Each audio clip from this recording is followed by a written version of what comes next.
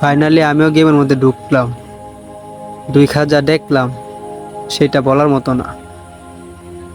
প্রতিনিয়ত এই গেমের মধ্যে আমাদের ধর্ম নিয়ে অনেক আলোচনা করা হয়।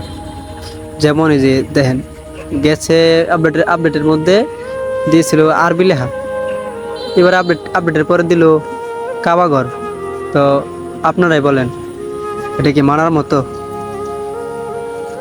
এই যে আমাদের ইসলাম ধর্ম নিয়ে এত কিছু চলতেছে গেমের মধ্যে, আমরা তারপরেও খেলতেছি।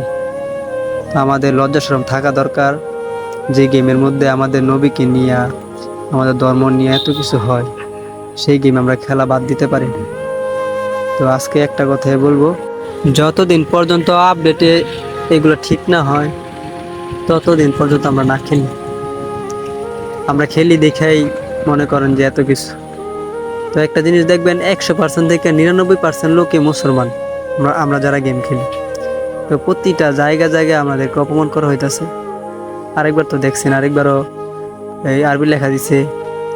এইবারে যে প্রতিটা জায়গায় আপনারা দেখেন, ভালো করে খেয়াল করে দেখেন, এই নকশাটা করছে যে এই নকশাটা আপনার পুরা কাবাঘরের মতো, সেম টু সেম।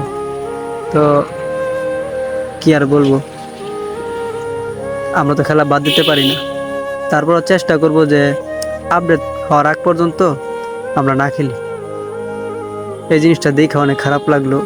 গেরিনার কাছ থেকে এত কিছু আশা করি নাই আমরা। তো আমরা সবাই চেষ্টা করব এই গেম থেকে একটু খেলা কমায় দিই। তো আল্লাহ হাফেজ, এই পর্যন্ত।